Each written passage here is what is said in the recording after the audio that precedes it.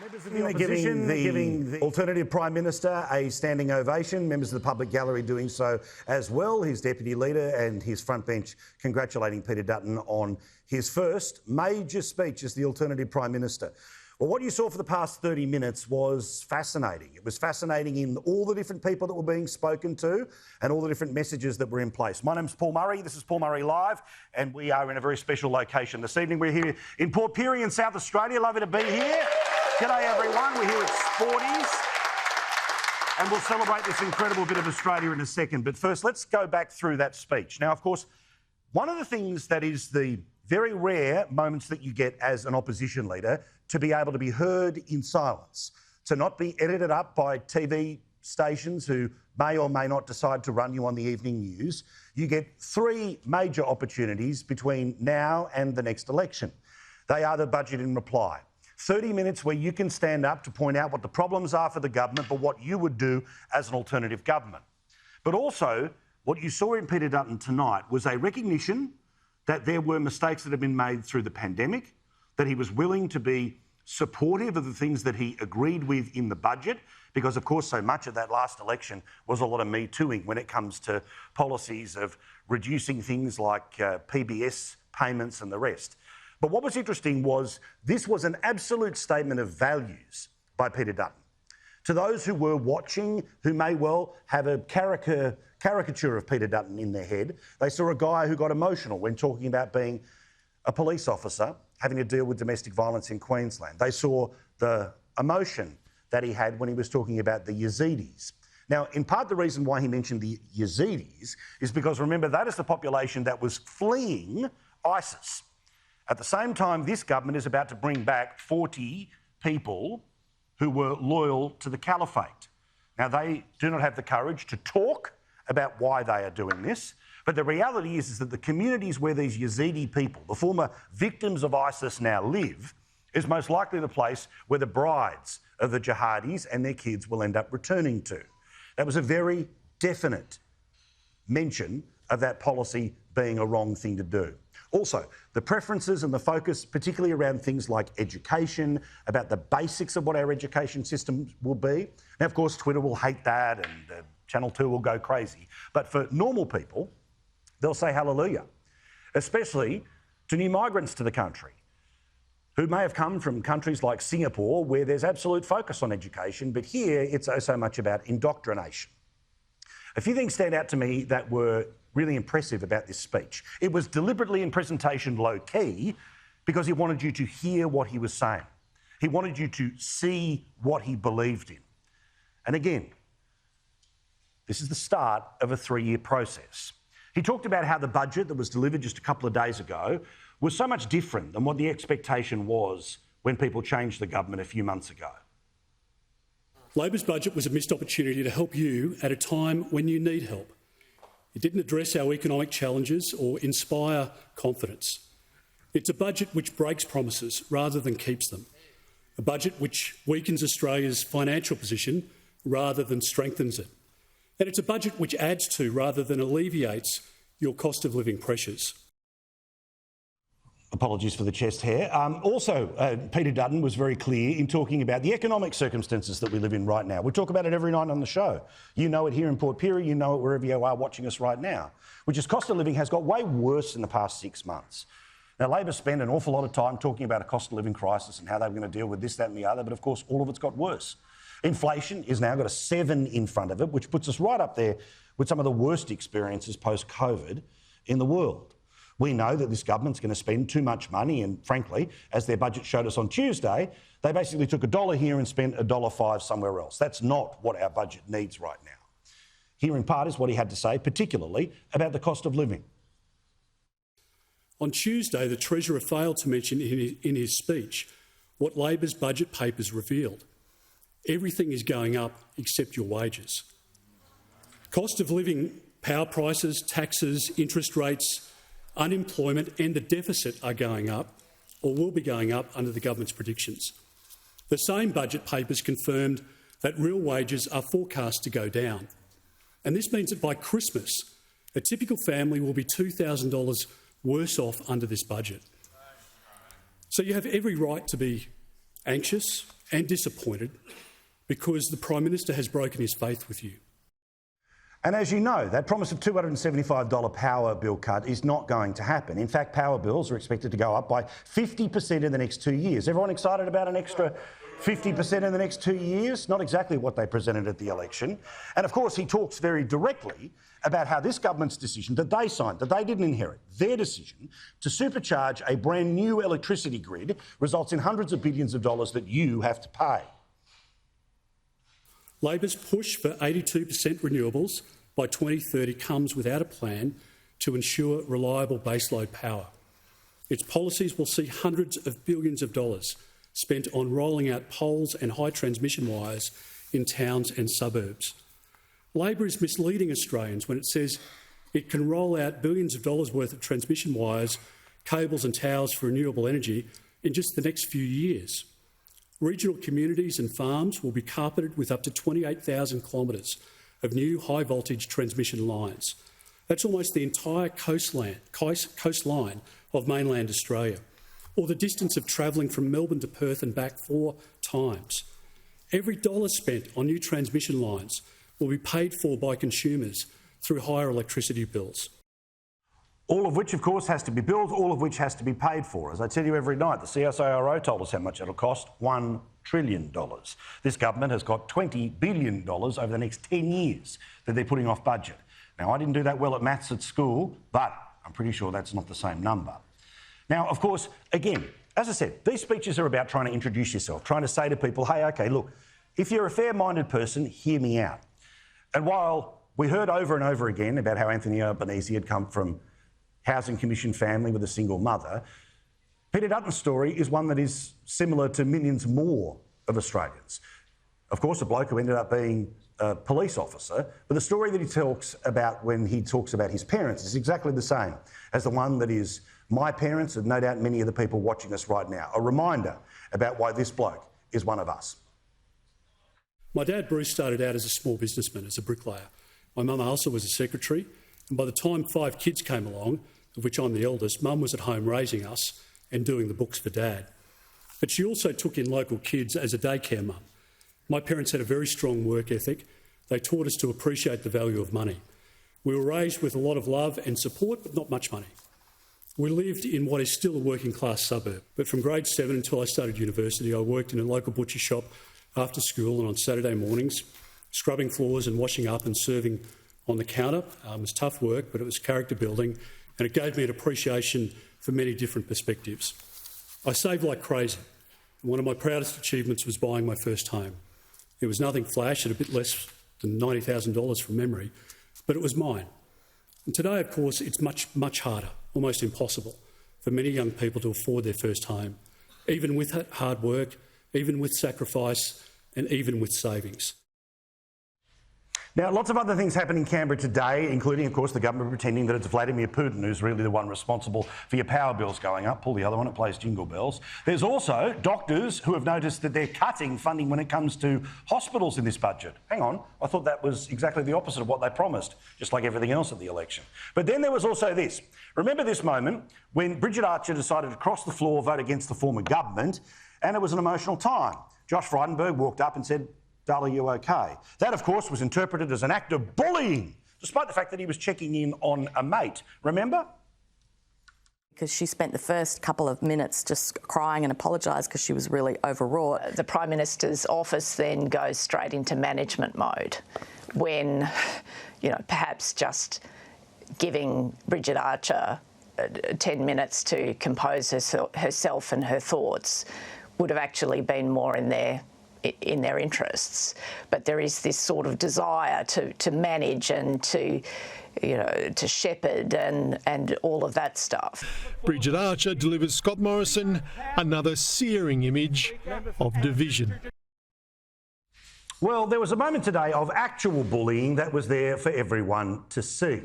Michelle Landry is a LNP member from Queensland. She was asking a very serious question about infrastructure that needs to be built around Rockhampton. Stuff that had been funded in previous budgets but was cancelled in this one. It was about making sure that there would be sealed roads, and it was something that even the Labor candidate who was running in that particular seat had approved of as an idea, but because it came from the former government, it of course was thrown into the trash. Well, Albo, thinking that he's the best Prime Minister of all time with the best budget, just ask the polls, just ask the press gallery, well, he decided to go all fangs today at Michelle Landry.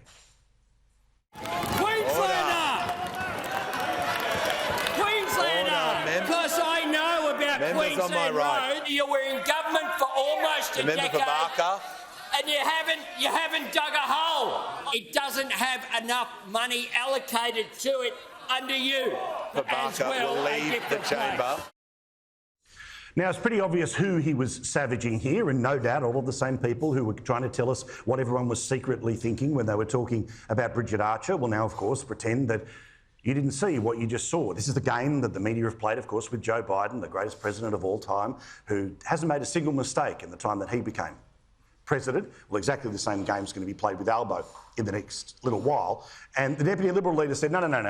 I thought this was all a new tone and a new different game. What about Michelle Landry and how she was just treated? Because, of course, she ended up leaving the Parliament in tears today after that tirade. I'll just read from a statement here that says more needs to be done to change the culture in Parliament House. Culture sits above policies and procedures and must change. There's a cultural problem with sexual harassment and bullying in the workplace. That is Parliament House. Who said that and more? Anthony Albanese.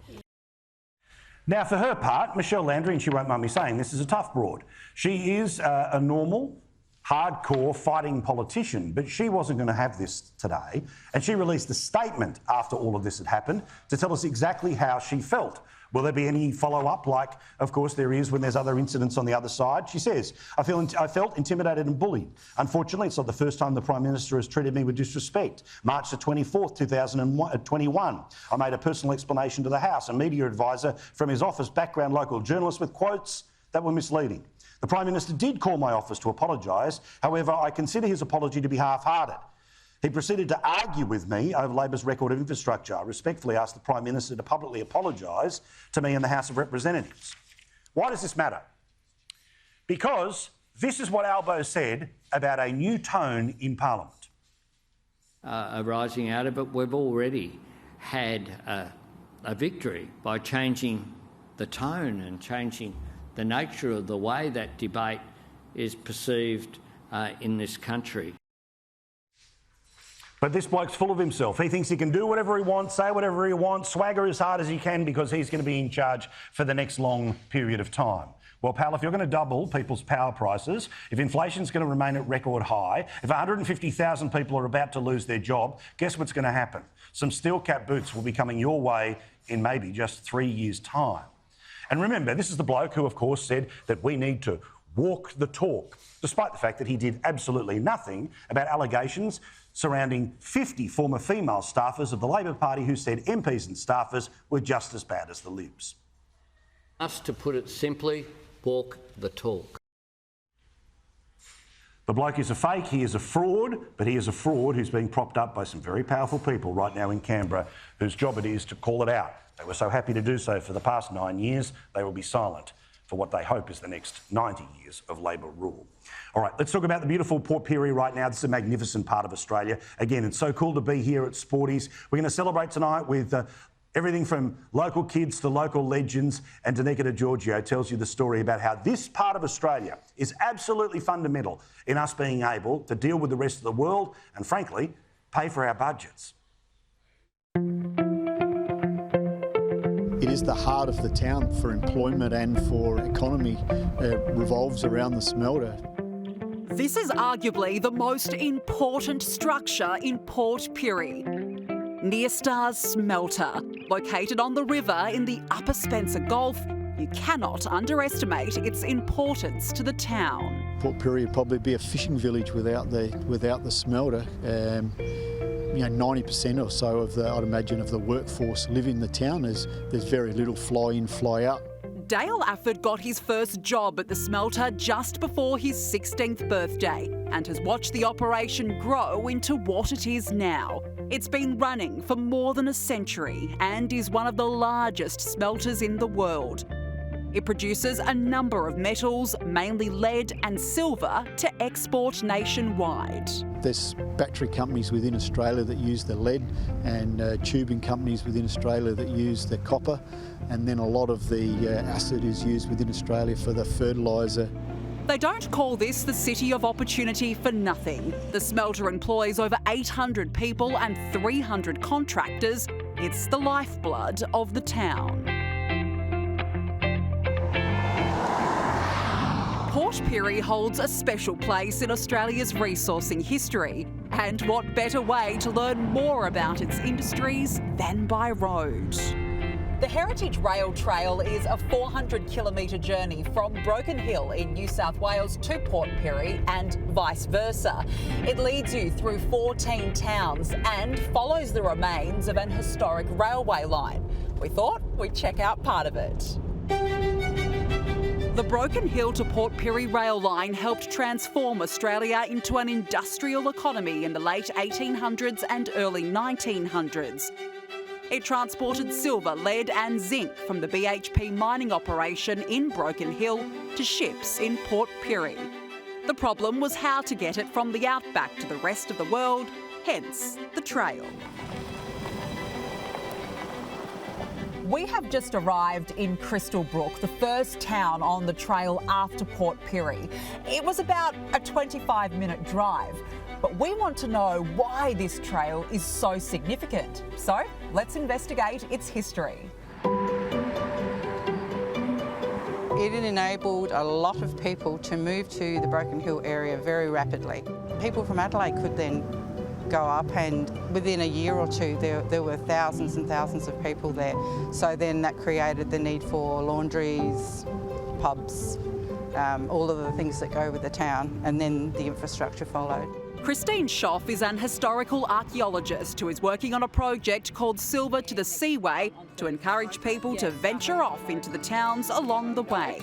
Having little enticements for the family to, like turn off the main road and into that town and see what's unique about that town, how that town contributed in any way, shape or form to the story of Port Pirie or Broken Hill. The trail is even being developed into an augmented reality app. The way the app works is that you use your mobile phone and you trigger content along the way, along the route. There'll be an Aboriginal layer, there'll be an ore layer, a rail layer, a tourism layer. So what was it like back then for passengers? Vicky South is a volunteer at the National Trust Museum, a special place that tells the stories of Port Pirie's people and its industries, including smelting, railway and shipping. Each conductor had their own little shape, and so your ticket, which you would present at the end of your journey, would be scrutinised by another guard at the other end, and he would see that you had an appropriate ticket for the train because of the little hole that was punched in it. Port Pirie is a regional service centre with mining and exploration at its core, a strong base and a ready workforce, so why not explore its mineral-rich history for yourself? You never know what you might see in Port Pirie. Good on you, Danica, and thank you to the beautiful people of Harvey Norman who make all of this possible. Peter Milbank is here at the Port Pirie National Trust Museum. Mark Phillips is with the Federal Hotel here in Port Pirie. Give him another round of applause. Great locals. Lads, lovely to see you. All right. Now, Mark, your hotel has got a little bit of a history that at one point in time, it was the place where they had to go up to the top to have a look at the boats that were moving around the port. That's correct. The local pilot would have a young bloke up there looking out for the ships, and as they came around the Whyalla area into the Spencer Gulf, he would report it to the pilot down in the bar.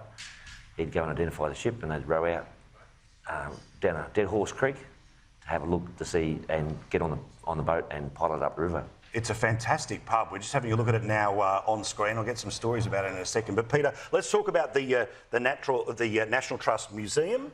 What have you got? How do you celebrate what is a very rich history here at Port Pirie? We have 6 buildings in Port Pirie, the National Trust. The main building being the railway station, building where we've got lots of exhibits. The Customs House is where we started in 1969. The 4th of July we opened, so we've been going 53 years and we're open every day of the week, Monday to Saturday, 10 till 4 and Sunday 1 till 4. That story that we were just talking about how this was able to obviously eventually get to rail, to link to Broken Hill, to be able to be a gateway to get things moving around the world. Again, the focus of the museum, the types of things that are there, how much of it is industrial versus, personal stories? Well, we have a lot of personal things, donations from people in the district, but our main focus is on smelting, shipping and rail here, and of course we feature the Port Pirie, the little shunting engine at the front of the museum that was one of 5 built in Scotland prior to World War I. Oh, wow. And that was actually used as a shunter in the smelters. So, Mark, I'm just noticing on your shirt here, history and humour. Obviously always good to have a bit of a giggle at a pub as well. Why is humour important to what you do? Love and laughter. Yeah, Right. good. That's it. So how do you try to bring it out? You just try to be a normal person having normal conversations? Do you have comedy nights? What do you do? We do. We have comedy nights. We've got one coming up in the next March period. So, yeah, like we have comedy, but it's a funny place anyway. People gathering together, socialising, you get a bit of humour. What's guaranteed to get people blowing up in a pub? If they're going to start, just a verbal, what are the types of things that people, is there, a particular development, part of town, you're part of this part, you're part of that part? What inevitably gets people fired up, or people, there's none of that? Fired up? It depends. The conversations, the old pub test actually happens in a real pub. So it can be someone reading an article from the paper and saying, how crap is this, or how good is this? And it starts a conversation, and the conversation, you get some feedback. This is it. I love the idea of a real pub test. There's nothing like it. It is normal people, and people don't hold back. Now, you were telling me before, born and bred, this is your part of the world, right? Yes, Port Pirie is. How's it changed over the years? Oh, lots of changes over the years, mainly all for the better at Port Pirie, so... The changes are sort of industrial, they've added more things. Tell me some of the change. The main changes would be, well, the industry here, the smelters, of course, and it's now, one of the biggest producers of lead, gold, silver, zinc. And also the industry, as you say, the industrial story is part of what people do in the museum. It's open all the time. Can people find online, got a Facebook page, all of that stuff? Yes, we have a Facebook page. We do, Port Pirie Museum. Excellent. Port Pirie Museum, we'll make sure that that's all up on Facebook, and obviously, of course, the Federal Hotel. People can drop in there, say good day, and be willing to talk about anything, as it should be. Thank you, lads. Do appreciate it. All right, plenty more here from Port Pirie, where we're going to talk more about some of the tourism and other beautiful things that you can see here. And we'll have a chat to some of the kids about why they love this wonderful regional part of Australia. We're also going to meet some very special people who take care of the people who live in this town. Thanks to the wonderful people of Harvey Norman. This is Paul Murray, live our town.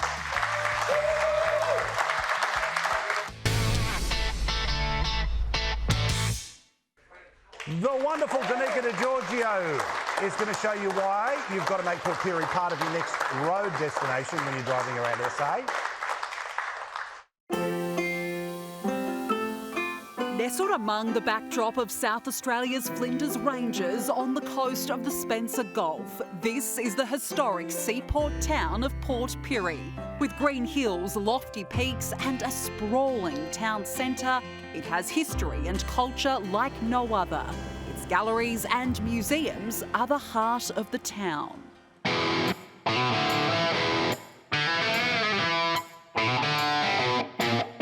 Well, Holden's a part of my growing up. My father was a Maddie H man. Alcohol, cigarettes, bit of everything. All the good things in life from the 70s. No, you haven't just been transported back to the golden era, although it certainly feels like it. This is the iconic Stories from the Road Museum, a place dedicated to the trials and tribulations of what made our history great. From road signs to a hairdressing salon, kitchen and household items, vintage cars and everything and anything you could ever dream of collecting, made by a collector for the collectors. What we've tried to do is deliberately make it so that there's something here for everybody. So it's a very eclectic collection. It's got something for the kids, something for the mum, something for grandma, and lots of big boys' toys for the men.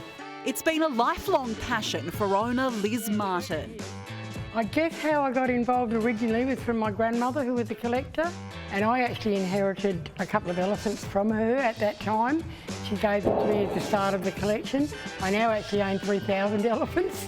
This road train was made in 1908, but what is the oldest part of Liz's collection? It's actually a camel saddle, and it'd be, we're not too sure, somewhere between 1860 and 1880. From on the road to up above. Welcome to the Port Pirie Aerodrome. Introducing our captain for the day, Steve Joyce. Steve, you told me that the best way to see Port Pirie is from above. So you're taking me for a spin in this? Yes, we're going for a fly. We're going for a fly. Where are we going? What will we see today? We're going to go over the top of Port Pirie and have a look from above to see how good a town it is. Let's do it. Oh, okay, let's go. It may not look like it, but I gotta say, I didn't know what to expect. And off we go. This is the best seat in the house. Flying over Port Pirie, you get a real appreciation for just how unique the town is. Magnificent. How good does that look? What a view. Good fishing, good harbour, great town. You can see the vast landscape from greenery to red dirt and the historic smelter. We've got views over there too of the Flinders Ranges. The views are truly spectacular. Steve has been flying for 35 years. The highlight of taking people around to give them a look at the area, and we're pretty privileged to be able to fly. It really is an excellent thing to do. Port Pirie played an important role during World War II. The aerodrome was a bombing and gunnery base. Its military history is on display at the RSL Museum. Jeff Kenyon is the curator. He was called up to do national service in Vietnam at the age of 20. That was in 1966. This Huey has been described as a lifesaver in Vietnam. This is what we saw going over our heads all the time. And still today, when a helicopter's going over the top, most of us still look up to see whether it's one of our... Well, the feeling hasn't gone away. The feeling hasn't gone away. I doubt if it ever will. It's not often a shark becomes folklore in a town, but Shaka is an exception. The great white pointer became entangled in a fishing line in Port Pirie and drowned in 1998. And here she is. Well, a life-sized replica, actually. Can you believe Shaka was 5.5 metres long? These are the original jaws and fin on display at the Tourism and Arts Centre. Port Pirie isn't your ordinary tourism spot. Its history sets it apart. So why not take a drive and visit this exquisite place? You won't look back.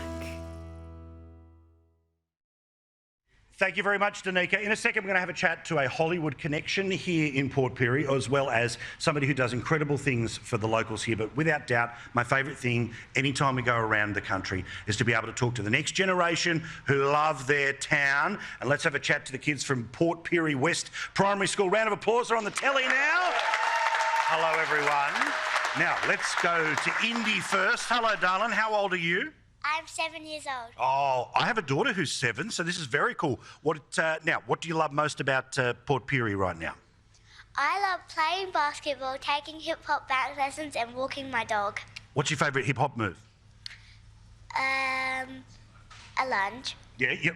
Can you show me a lunge? Can you show me a lunge? Let's go. Oh, okay, lovely. The hip-hop lunge. Thank you. G'day, mate. What's your name? Thomas. G'day, Thomas. What do you like about Port Pirie? My favourite things about Port Pirie is being able to be a CFS cadet, playing footy and hockey, going to the skate park and the swimming pool, and seeing all the cool cars and trucks at the Transport Museum. Oh, you've got me there on the cars. I'm a good old-fashioned petrol head. What's in the car museum? What sort of stuff's there?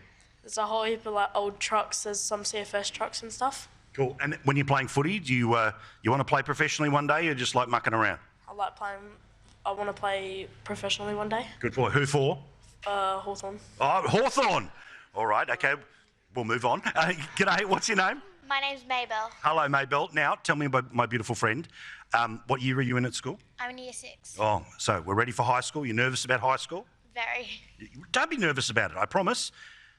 If I can do as badly in high school as I did, you'll be great, okay? You'll be fine. So, what do you like most about Port Pirie? I like going to the main street to see the projector that shines on a big brick wall. It shines history about Port Pirie. I also like going to the parks, going for night walks, and going to the swimming pool, as well as Thomas. Fantastic. And I like being a leader at Pirie West because I like having the opportunity to stand up the front and handing people's awards. How good? Do you get to give little speeches at assembly or anything like that? No, only the first assembly, we just set our names and what we like. That's awesome. Congratulations on being a leader. That's really cool. G'day, mate. What's your name? Jet. G'day, Jet. Now, what do you like about this beautiful town? I like racing cars, watching the motocross on Easter long weekend, going to the Transport Museum, going to a skate park, playing footy ports, and I also like going swimming sometimes. You're the most Australian kid I've met, and I love it. I love it. I love it, Jet. You're just like me, mate. Now, do you like the supercars? Did you watch Bathurst? No, I raced dirt circuit. Oh, how cool is that? So you prefer dirt racing? Did you say? Yeah, sprint cars, anything that's got 4 wheels. Fantastic. So what's the dream to race? Where do you want to race? Eventually I want to end up in a wingless V8, and I want to race for someone big someday. How good's this? Keep your eye on Jet. He's going to get behind the wheel. Hello, darling. Let's save the best till last. How are you, my gorgeous? What's your name? Emma. Hello, Emma. What year are you in? 3. Year 3. You know, it's getting serious now. Homework is starting. What do you like about Port Pirie? I like going to 10-pin bowling. My best high score is 120. Going to the Smelters picnic and playing soccer at Woodward Park. How cool is that? Have you scored a goal yet in your soccer? Yes. Oh, very impressive. All right, now, one last question that you did not rehearse for, that you haven't thought about, but we're just going to do it off the top of our head, okay, guys? Which is going to be, what do you want to be when you grow up, okay? I'm going to start with you first, Indy, because you look like you got an answer in your head, okay, darling? All right, so here we go. All right, so what do you want to be when you grow up here in Port Pirie or anywhere else? I want to work at the vet and work at my mum's shop. How cool's that, you? Either a firefighter or work at the hospital. Awesome. I want to be an actor. Very cool. All right, well, see, there's going to be stars in this town. I'm looking forward to this. What do you want to be when you grow up, Jet? I want to be a diesel mechanic, and I want to race sprint cars. Oh, how good are you? Darling, what do you want to be when you grow up? I want to be an actor just like Maybell. Oh, very cool. All right. Thank you, guys. That was really cool to talk. Very cool. You represented your school really well. I love it. Thank you very much, guys. All right, we're going to take another quick break. Thank you so much to Harvey Norman, who give us the opportunity to travel around the country, and we're going to celebrate a very special person in this community straight after the break. Thanks for watching Paul Murray Live. Thank you so much for joining us. You having fun here in Port Pirie as always? Are you loving being told to clap on cue all the time? Is that the most exciting part of watching a live TV show? Again, apologies to everyone back there with the best possible view of me. Sorry. Now, this great town has got incredible people in it, and I want to introduce you to Peter Marshman, who is a guy who's been involved in supporting youth in this area for a really long time. His charity is called Youth Opportunities, and he joins us now. Thank you very much for the chat, mate. Thank you. So let's talk about this year. You started it 25 years ago. What is Youth Opportunities? It's an organisation that runs programs in partnerships with schools in order to give them the skills that they would not necessarily have had in their circumstances. What inspired me to do it is we'd developed the programs in my businesses, and I wanted to give back a bit, and so I just started them in schools on the basis that it would help young people have the skills that schools don't necessarily teach them. Yeah. And I thought I would give back a bit, but the results, that became the inspiration, because we were not only changing the lives of just individuals, we were changing the lives of families and communities. And that was my inspiration to really push it. Well, we've got a little example of the types of things that you've been doing to really change this already wonderful place, but make it even better. Have a look. I think there's a lot of problems for young people in a regional area and a lot of different issues that they deal with. And if you look separately at what those issues are, they are around drugs and alcohol, family dysfunction, job opportunities and futures where they see themselves, in 5 or 10 years' time, and of course mental health. The biggest social issues for young people are resilience, being able to keep going when they're not sure about the direction that they want to take. Schools understand that there is a place for them to develop that resilience in young people. The biggest barriers are self-esteem issues, lack of confidence, not believing in themselves that they've got the skills to do things. And I think maybe we in schools need programs to support the students to understand their potential and to unlock it. We need some support for young people in the high school level. They need to get some support in there that prepares them. A lot of them have to go away to study. A lot of them go straight into apprenticeships, and I'm feeling like there's so much room just to underpin life skills rather than just education skills. To bring the outside in, and I think that's the value of outside organisations and outside people bringing their skills in to young people to show that connectedness to the world outside of school. And I think a program like Youth Opportunities, which is building into the kids' own sense of well-being and development of well-being and giving them life skills, will be immeasurably valuable. Of course, we're here with Peter, who's responsible here for Youth Opportunities. Tell us about some of the results that you've been able to see. Well, the results of the program are what keep me motivated. We now have a team, believe it or not, of psychologists and analysts who are continually looking at the results of the program. And therefore, that brings about the continuous improvement over that time. And we're measuring things like well-being, we're measuring anxiety levels, we're measuring retention rates, so that we've got that evidence that proves what we're doing is successful. The best example of the result would be an early one before young people, it was compulsory to go on to school to year 17, till they were 17. We were asked by the state government, believe it or not, to go into a school that had a retention rate of 35% of students going from year 10 to 12. That's Crikey. a 65% drop-off. Wow. We did 50% of the cohort of the year 10 for the next couple of years, and 3 years later, the principal rang me and said, "Peter, we have a retention rate of 90%. Wow. Now imagine... Well done, mate. No, honestly, imagine what that did to the community. Fantastic. Imagine what that did to the school, to the people, to the families. And that's what keeps me fired up. Well, we'll make sure that all the details are up on our Facebook page, but I've got some news for you right now, okay?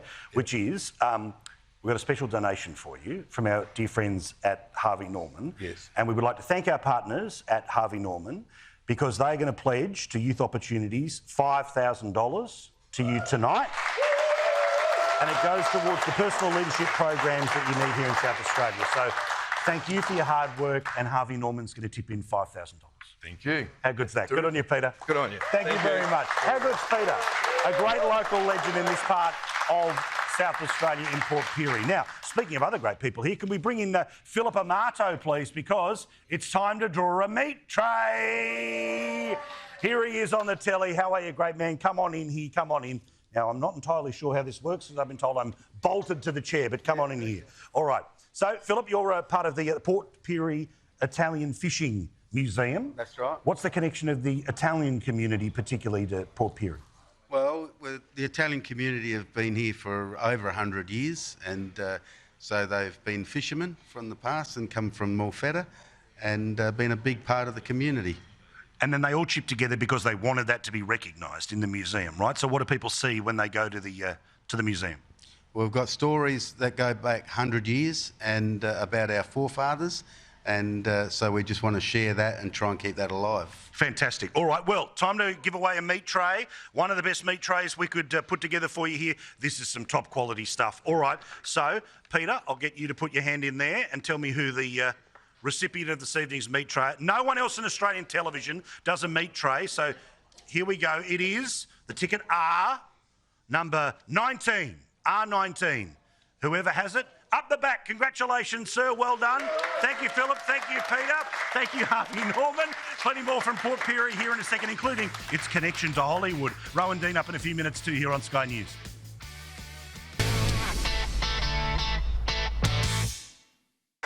Welcome back to Sporties here in Port Pirie in South Australia. We were in KI a few months ago and we're going to be somewhere very special again in a month's time. I love these shows celebrating wonderful parts of Australia, and tonight it's Port Pirie. 3 examples of what makes this place great join us right now, and it is Graham King, who is with the Port Pirie Rowing Club, Sandra Chappell, who is with the Port Pirie Markets, John McCarthy, who is part of the Port Pirie Gallery. I should be being paid by the time I mentioned Port Pirie, which is fine by me. All right, so Graham, let's talk to you. Yes. You've got a skill in being able to build boats. Yes. And it was one that was noticed by Meryl Streep. Yeah, well, I was asked to work on a movie, supply her with some boats for the movie. So I got a call and had to supply her with some boats and get her into the boats initially to get her to row, and dumped her in the water initially. And so dragged her out and we became good friends. So what sort of size boats do you, obviously with the rowing club, you're not exactly, building a yacht, but what else can you do? Well, they're just rowing shells from a single, which is about 7 metres long, to an 8, which is about 18 metres long. How long do they take to make? They used to take, the wooden ones are about 400 hours, and the carbon fibre ones are not much less than that. Could you make one for a bloke who weighs 120 kilos? Easy. Easy one? Yeah, I've done it for people, way more than that. Oh, well then, good. We'll have a chat a little bit later. I'm looking forward to it. All right, Sandra, let's talk about the markets. How often are they open? What sort of stuff can people get? They're open every second Sunday of the month. You can buy anything from live yabbies to biscuits, cakes, condiments, fruit, vegetables, arts, crafts. We started 13 years ago. We started off with 12 stalls. We're up to 61.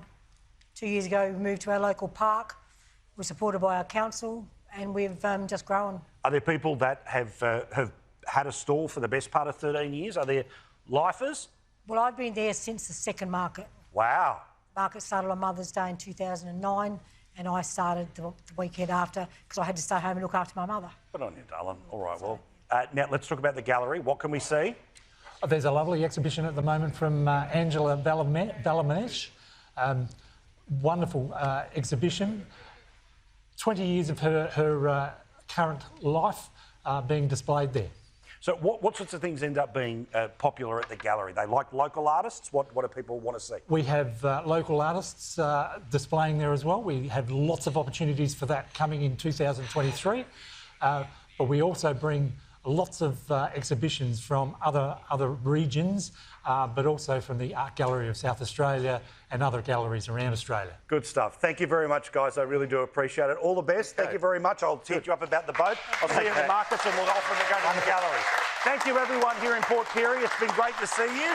Thank you so much to Harvey Norman. Again, this doesn't happen by accident. It happens because of support and their connection, particularly to regional Australia. I love the chance to be able to do this, to celebrate these incredible parts of the map. Make sure, as always, you do your duty as an Australian, which is to visit your own country. And may I very passionately suggest that you come and visit Port Pirie the next time you're in South Australia. We'll see you again Sunday night for Paul Murray Live. Go Yankees, and here's Rowan. Good on you, Port Pirie! See ya.